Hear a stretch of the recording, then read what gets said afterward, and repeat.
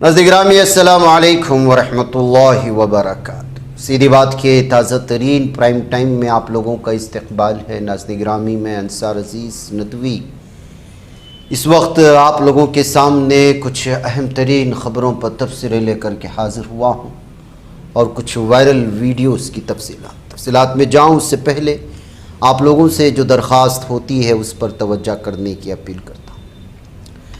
नाज़रीन आइए सबसे पहले आज बहुत सारे वायरल वीडियोस आए हैं, एक एक करके उस पर हम लोग नज़र कर लेते हैं। सबसे पहले सीजेआई सूर्यकांत को कोर्ट के अंदर एक लॉयर की जानिब से, पिटिशनर की जानिब से जो है फाइल उठा करके फेंकने और गाली देने की बात सामने आ रही है और ये वीडियो इस वक्त सुना नहीं सकते, इसमें सीजेआई को गाली दी गई है और इसके अलावा ऑर्डर भी दिए जा रहे हैं और फाइल्स उठा करके फेंक दिए गए हैं।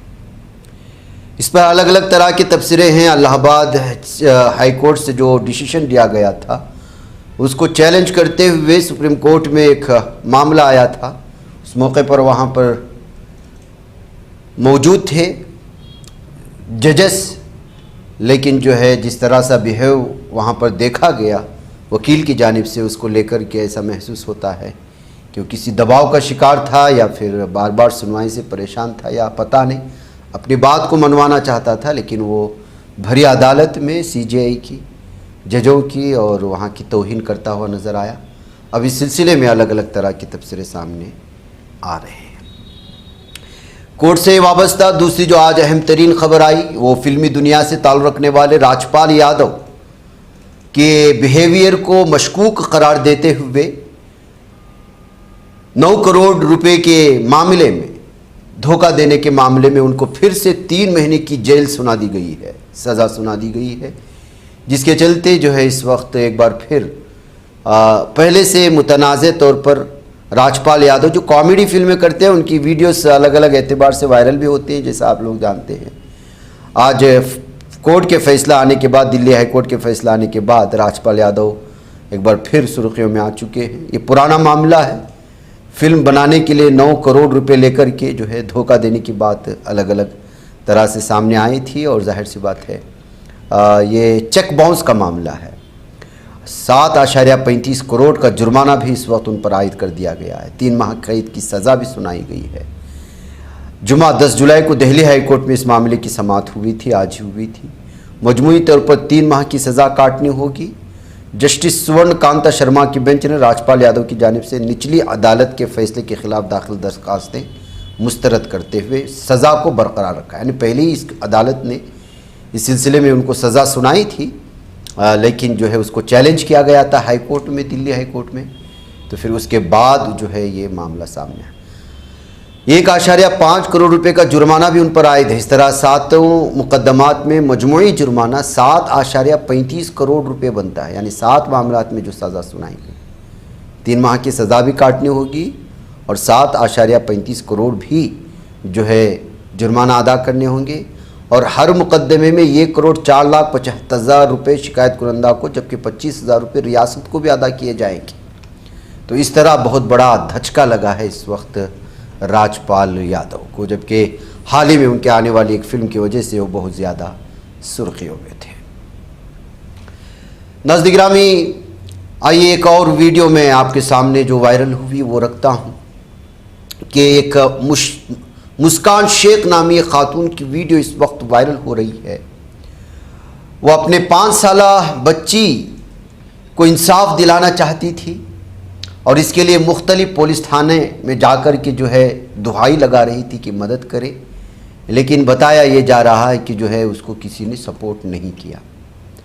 इसके चलते जो है वो जब यहाँ तक कि पुलिस उसको गालियाँ भी देने लगी। बताया जा रहा है कि इसमें मुल्जिम जो है वो भरत कुमार शाह है, लोकेश भरत कुमार बताया जा रहा है, जो बेल पर इस वक्त घूम रहा है और इस लड़की पर जुल्म सितम हुआ है। इसकी शिकायत दर्ज कराने के लिए deputy commissioner police, DSP, administration तमाम जगह वो जाने की कोशिश कर रहे हैं। सब जगह सिर्फ भरोसा दिलाया जा रहा है लेकिन उसको इंसाफ नहीं मिल रहा। इसके चलते वो एक खा तो एक पुलिस थाने पहुंचती है तो उसके साथ इंसाफ नहीं होता, तो वो वीडियो बना करके इस वक्त जो है वायरल कर दिया है। इस वीडियो को शेयर करने के बाद लोगों ने मुतालबा किया है कि मुस्कान शेख को जो है वो जिस तरह का इंसाफ का मुतालबा कर रही है पुलिस पर, ज़रूरी है कि उस मज़लूम माँ पर जो है रहम करे और जो जालिम उस पर जुल्म कर रहे हैं उनके ख़िलाफ़ शिकायत दर्ज करके पूरी तरह से कार्रवाई की जाए। नाज़रीन गिरामी, चंद्रशेखर आज़ाद की एक वीडियो भी आज वायरल हुई। बताया जा रहा है कि जो है उनका कन्वे को जो है स्टॉप कर दिया गया पुलिस की जानिब से मुजफ्फरनगर के एक टोल प्लाज़ा में, जिसको रोहाना टोल प्लाज़ा कहा जाता है। नगीना एमपी चंद्रशेखर आज़ाद ने जो है उस मौके पर जो है आर्गूमेंट हुआ पुलिस के दरमियान में, फिर जो है ये वीडियो अलग अलग तबसरों के साथ शेयर की गई। बताया जा रहा है कि जो है इंस्पेक्टर ने चंद्रशेखर आज़ाद के साथ बदतमीज़ी करने की कोशिशें की थी, जिसके चलते वहाँ पर लोगों में गुस्सा, उनके साथ मौजूद कन्वे में और लोगों में गुस्सा पाया गया। बहरकैफ इस वक्त इस अलग अलग तबसरों के साथ ये वीडियो इस वक्त शेयर की जा रही है। नाज़रीन गिरामी, आइए अब एक और वीडियो की तरफ आपको ले जाता हूँ कि यूपी में हिंदू मुसलमान करते करते करते कितना लंबा अरसा बीत गया और सूरत हाल किस कदर ख़तरनाक मुसलमानों के ख़िलाफ़ बनाई जा रही है, बनाई जा चुकी है। उसके नताइज भी भारत में हर दिन हमारे सामने आते हैं। ऐसी सूरत हाल में कुछ वाक़यात, कुछ वीडियोस ऐसे सामने आ जाते हैं जहाँ हिंदू मुस्लिम भाईचारगी की मिसालें देते हुए सोशल मीडिया में उसकी खूब सराहना होती है। उसी में से ये भी एक वीडियो है। जिस वीडियो में आप दुल्हन को देख रहे हैं, ये बिदायून की बताई जा रही है। उसका नाम दीपांशी है और ये जो है उसका कन्यादान जो कर रहे हैं उसका मुँह बोला भाई मुसलमान भाई बबलू है। बबलू सिद्दीकी के नाम से वो जाना जाता है। बताया जाता है कि जब से जो है इस लड़की के वालिदैन का इंतकाल हुआ, तब से जो है वो उसको जो है अपने निगरानी में रखा, उसका मुँह भोला भाई बन गया, उसकी सारी ज़रूरियात को पूरा करने की कोशिशें की और फिर अब जो है शादी भी वो अपनी निगरानी में करते हुए उसका कन्यादान कर रहा है भाई बन कर के। रियासत के नाम से, रियासत इसका असल नाम है, लेकिन बबलू सिद्दीकी से मशहूर ये शख्स है। उसकी बहन की शादी के मौके पर जो है मुँह बोली बहन की, इस मौके पर अलग अलग तरह से लोगों ने इस वीडियो को शेयर करते हुए यूपी में अंदरूनी सतह पर सियासी एतबार से किस तरह नफ़रत का माहौल बनाने की कोशिश हो रही हैं, वहीं से बिदायून से आने वाली ये कहानी कुछ और ही बयां करती है। ये कहते हुए इस वीडियो को दीपांशी और उसके भाई बबलू सिद्दीकी की वीडियो को अलग अलग तरह से पेश करने की कोशिशें हो रही हैं। एक तरफ शादी का ये माहौल, दूसरी जानिब एक और शादी की वीडियो वायरल हुई, वो मैं आपको दिखाना चाहता हूँ कि शादी खुशी का माहौल बनता है, लेकिन आजकल की शादियाँ तो ऐसी हैं कि अगर दुल्हे की जानिब के लोगों के कोई भी छोटा सा भी मुतालबा पूरा नहीं होता तो हालात इस कदर बिगड़ जाते हैं कि जो शादी के लिए मंडप सजाया जाता है वहाँ पर फिर खून की होली देखने को मिलती है। ऐसी ही सूरत हाल इस वक्त एक वीडियो वायरल हो रही है जिसमें दुल्हा और दुल्हन के फैमिली वाले एक दूसरे पर तेज़धार हथियारों से, लाठियों से, डंडों से हमले करते हुए नज़र आ रहे हैं। मामूली सी बात को लेकर के दोनों घर वालों के, ख़ानदान वालों के दरमियान में जो है लफ्ज़ी झड़प शुरू हुई थी। फिर उसके बाद जो सूरत हाल बनी कि कई बारात में आने वाले और शादी में मौजूद दुल्हन के घर वाले इसमें ज़ख्मी हुए हैं और जो है क्लैश हुआ है। अब जो है शादी के बगैर, जाहिर सी बात, इतना बड़ा अगर क्लैश होगा तो शादी कहाँ से होगी। वह ये अलीगढ़ ज़िले में पेश आने वाला मामला है जहाँ एक मैरिज हॉल में ये सारा मामला पेश आया। एक शादी का वो मंज़र है, एक शादी का ये मंज़र है। नाज़रीन गिरामी, आइए आज लंदन से एक वीडियो आई है। इसका बराह रास्त कनेक्शन गुजरात के अहमदाबाद से है। एक लड़के को अमेरिका में जो है वो पढ़ने के लिए गुजरात से एक लड़का जाता है स्टूडेंट वीज़ा पर।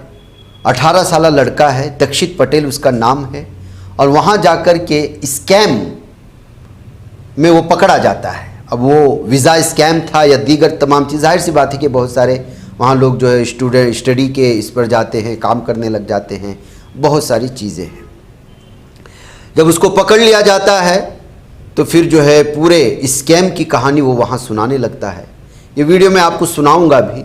इसमें वो इस बात का दावा कर रहा है, उसको बार बार पूछ रहे कि इस स्कैम के पीछे कौन है, तो वो अहमदाबाद के एक शख्स का नाम लेता है, राजा जिसका नाम है, और कहता है कि उसका बाप साबिक जो है वो पॉलिटिशियन है, यानी एक्स कहीं मिनिस्टर रहा होगा, वो एक मशहूर पार्टी से उसका ताल्लुक़ है कहते हुए दावा करता है। तो किस तरह से गुजरात से दीगर ममालिक में जाने वाले लोग स्कैम के ज़रिए से जाते हैं, धोखा दे करके जाते हैं, ये कहते हुए इस वीडियो को शेयर करने की कोशिशें हुई हैं। आप इसको यहाँ पर सुन सकते हैं जो वायरल हो रही है। So all you do is confirm what we already knew, our suspicion was that you knew it.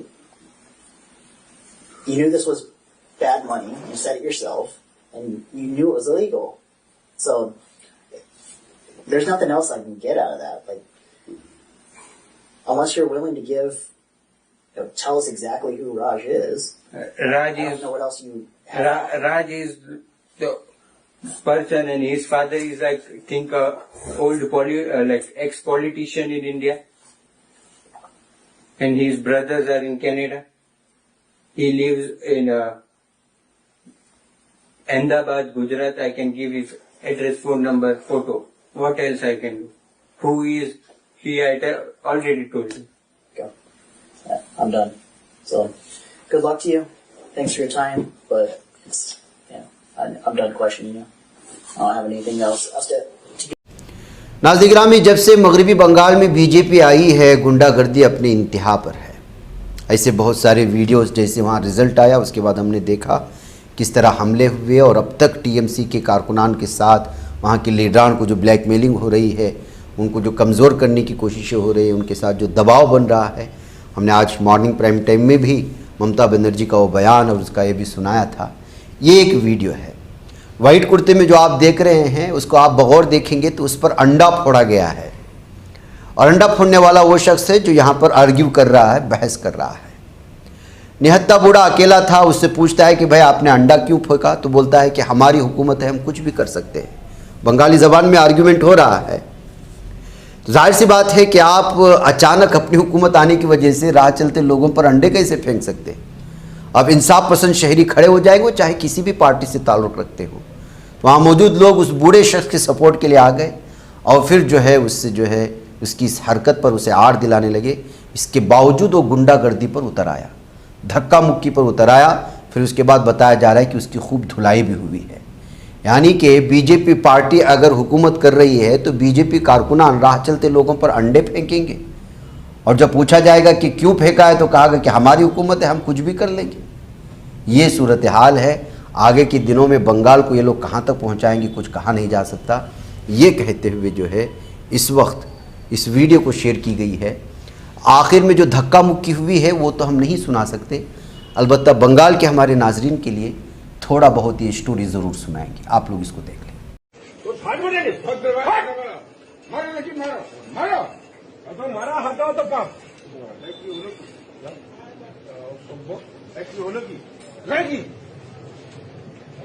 এটা করেছে কে? এই কেন তুমি করলে কেন? কি হয়েছে? তুমি এটা করলে কেন? এটা সরকার থেকে অর্ডার। কে? কোন সরকার? আমাদের সরকার। তোমাদের সরকার মেরে অর্ডার দেখাও। তুমি কি ছাগলা মেরেছো? তুমি ছাগলা মেরেছো। তুমি কে? তুমি একজন করলে কেন? তুমি কে? তুমি কে? তুমি কে? আমি এখানকার ইনচার্জে আছি। তুমি কোন ইনচার্জে আছো? আমি এখানকার কিসের জন্য আছি? হ্যাঁ, ইনচার্জে আছি। কোথাকার? এখানকার। এখানকার মানে কি? কোনটা সেটা বলো।